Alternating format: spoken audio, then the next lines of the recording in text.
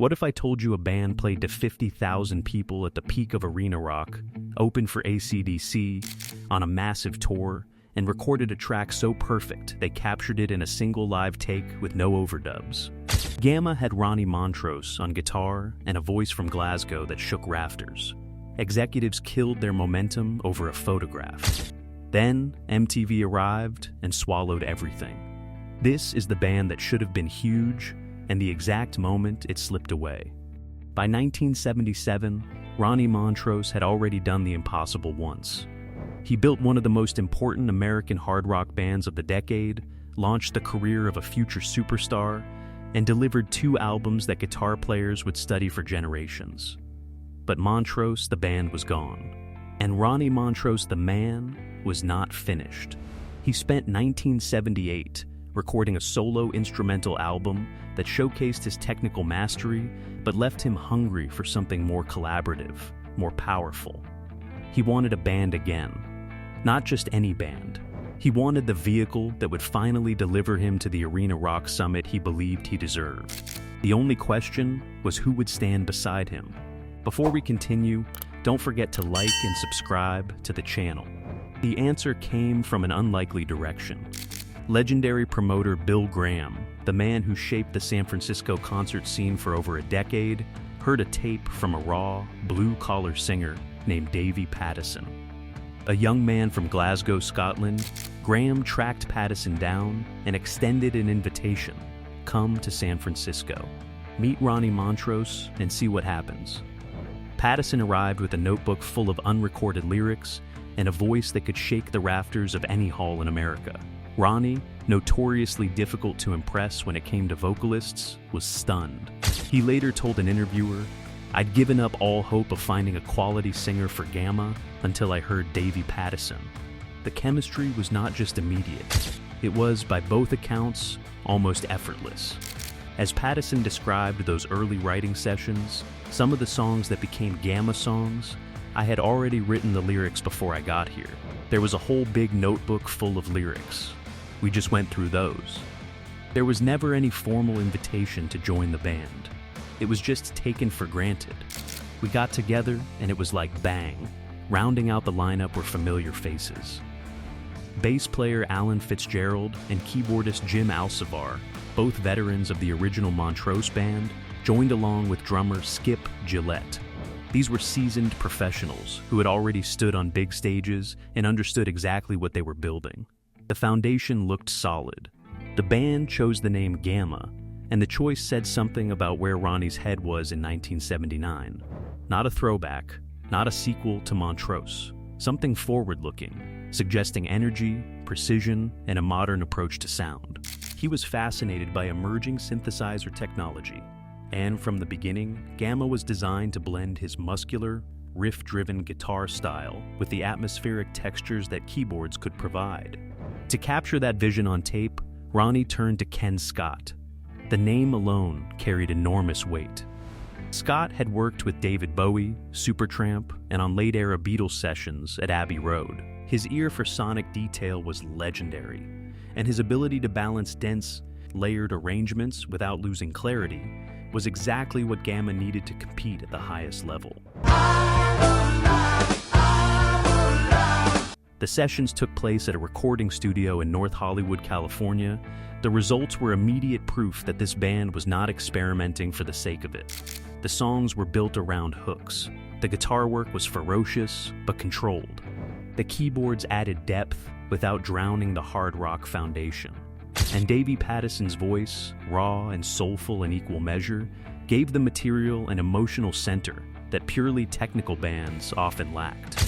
For Pattison, stepping from small Glasgow theaters onto the American touring circuit was a psychological adjustment unlike anything he had experienced. He recalled the shock of those early shows, the biggest gigs. At that point I'd played would be theaters, 2,000 or 3,000 people. But all of a sudden, you're singing to 20,000 people. It's a whole different planet. He also had to adapt to performing without a guitar in his hands, for the first time. In British bands, he had always played rhythm guitar, giving him a physical anchor on stage.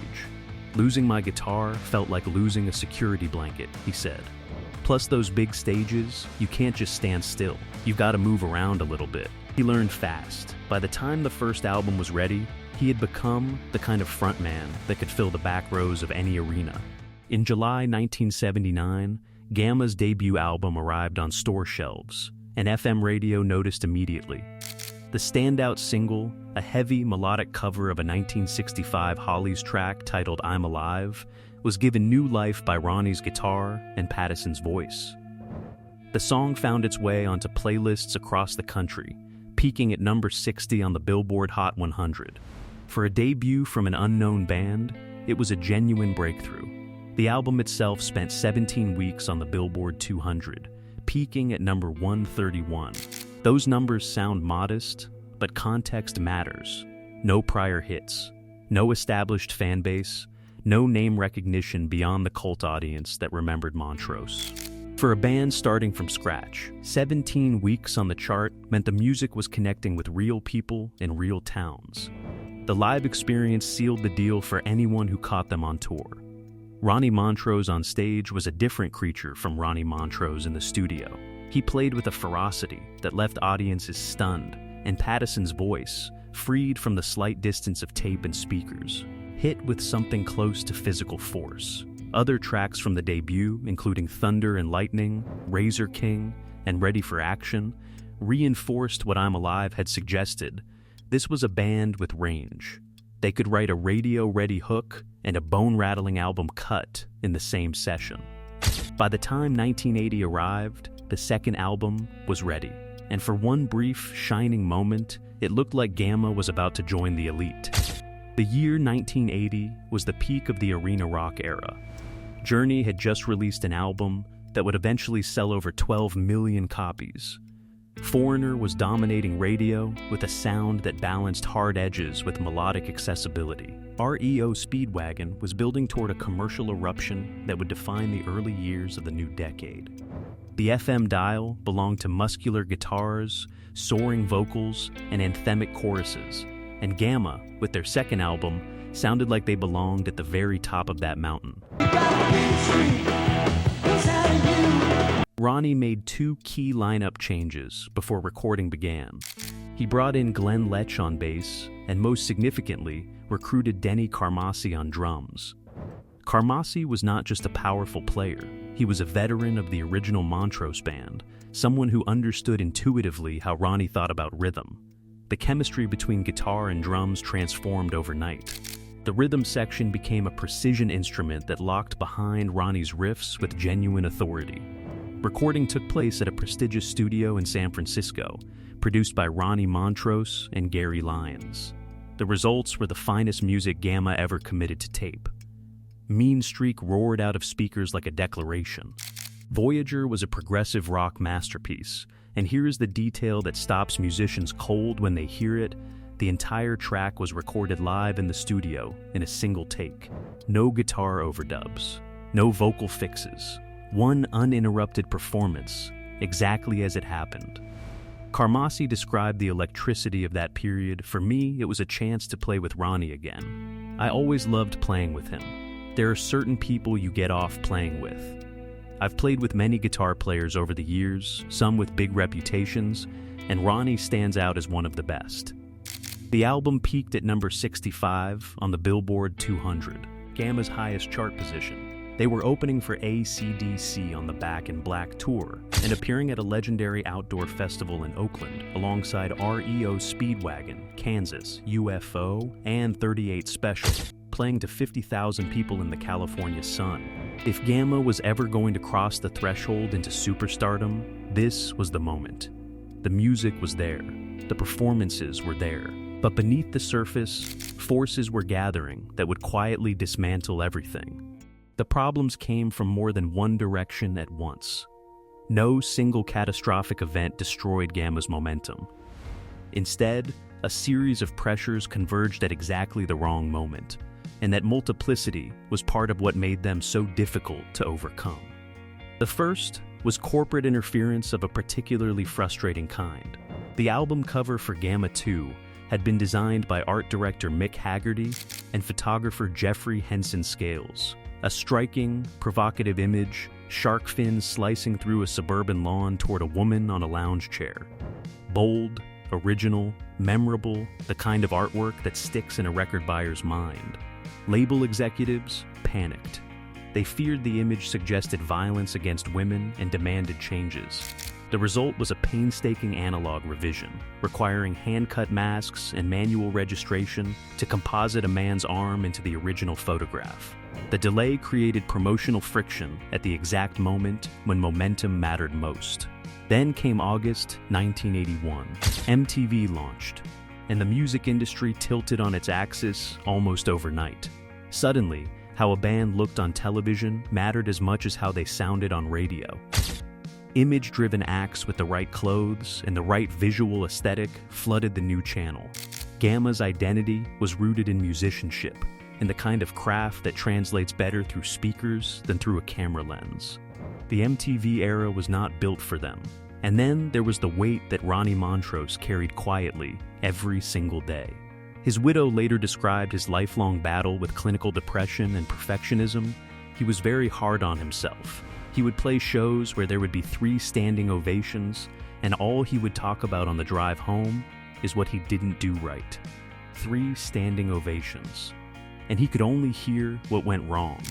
That kind of internal pressure shaped the decisions a bandleader made in the studio, the way he controlled his collaborators, the direction he pushed a band when the industry demanded something different.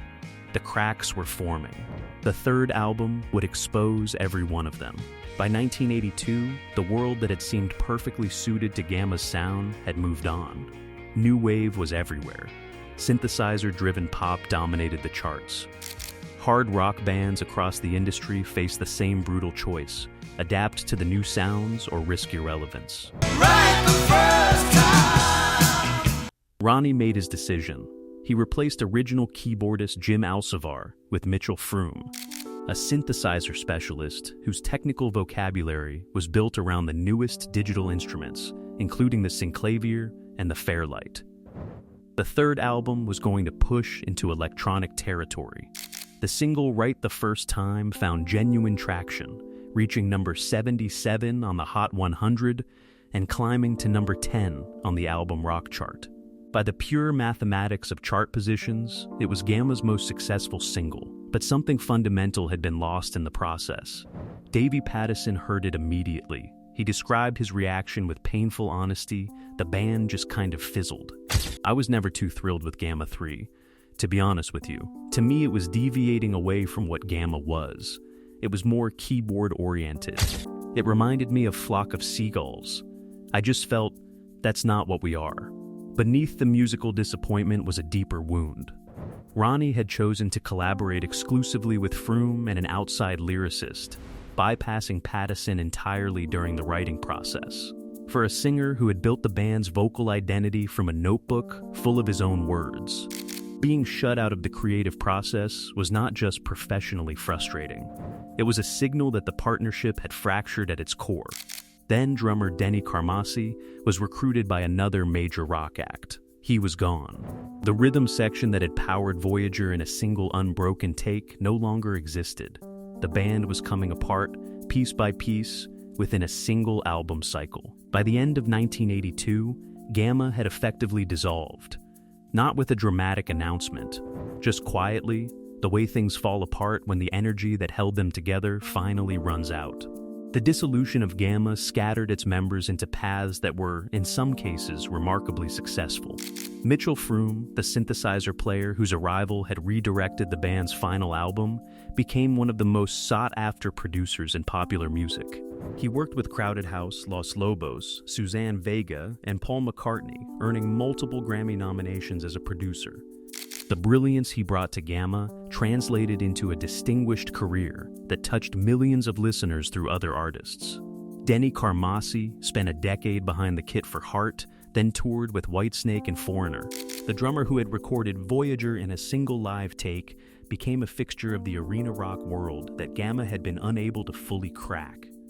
Davey Pattison kept his voice alive in the blues rock tradition he loved. In 1986, while working on commercial jingles, his phone rang. Robin Trower, one of the most revered guitarists in British blues rock, had been listening to Gamma's records and wanted Pattison. The partnership that followed lasted for decades. The solitary figure will be home. And then there was Ronnie. He kept working. Instrumental solo albums, reunion performances, return visits to the Gamma catalog for fans who had never stopped listening. But the internal battles never fully eased. He was diagnosed with prostate cancer in 2007 and fought through 2 years of treatment before the illness was declared in remission. His wife Lisa described those years as a period of fierce determination. He was, in her words, full steam ahead, planning the next project. On March 3, 2012, Ronnie Montrose died at his home in California. He was 64. The loss hit the rock community with the weight that comes when someone who deserved more recognition than history gave him is suddenly, permanently gone. The passage of time did something remarkable to music that had been overlooked in its own era. The commercial pressures faded. The industry politics became historical footnote. What was left was simply the sound, stripped of context, asking only to be heard on its own terms. That was what happened to Gamma. In the years following the band's dissolution, a quiet but persistent following kept the records alive. Collectors hunted down original pressings. Guitarists studied Ronnie's technique and traced the lineage that ran from Montrose through Gamma into the broader arena rock movement. Online forums gave scattered fans a place to find each other and share the music with people who had never encountered it. Then came the reissues. A specialty label released remastered versions of all 3 Gamma albums, accompanied by extensive liner notes that placed the band's work in proper historical context. In 2023, a comprehensive box set titled What's Gone Is Gone, The Complete Recordings 1979-1982, gathered the complete catalog for a generation of listeners discovering the band decades after the fact. The verdict from reviewers was unambiguous. As one music historian wrote about the reissued catalog, if you're a budding music historian looking for diamonds in the rough, then trust me, they don't come any brighter than this. The tragedy of Gamma was not that the music was forgotten. The tragedy was that it was forgotten before people had a proper chance to hear it. Rock history was not always a meritocracy. The bands that defined eras were not always the most talented. They were often the ones who arrived at the right moment, found the right visual identity for the right medium, and connected with the right forces at the right time. Journey became an institution. Foreigner became a hit machine. REO Speedwagon crossed into the cultural mainstream. But history opened the door for some and not for others. And Gamma stood in that doorway at precisely the wrong moment. Too polished for the classic hard rock purists who wanted something raw, not image-driven enough for the MTV era that followed. They landed in the narrow, unforgiving gap between 2 worlds, and neither world fully claimed them. It was not a failure of talent. It was not a failure of effort. It was the particular cruelty of timing. What remained was the music, and the music held up. Every riff Ronnie Montrose built, every phrase Davey Pattison sang, every moment when the rhythm section locked in and the keyboards opened into something vast and beautiful, all of it survived intact. Voyager sounded like the future. Mean Streak hit like a freight train. I'm Alive deserved every radio station that ever ignored it. Gamma's story is the story of 1,000 missed chances compressed into 3 albums in 4 years. A guitar legend. A voice from Glasgow. A sound built for stadiums. And a music industry that shifted beneath their feet before they could claim what was rightfully theirs. But the music endured. It always does. What's your memory of Gamma, or the first time you heard Ronnie Montrose play? Drop it in the comments below. And don't forget to like and subscribe for more stories from rock's golden era.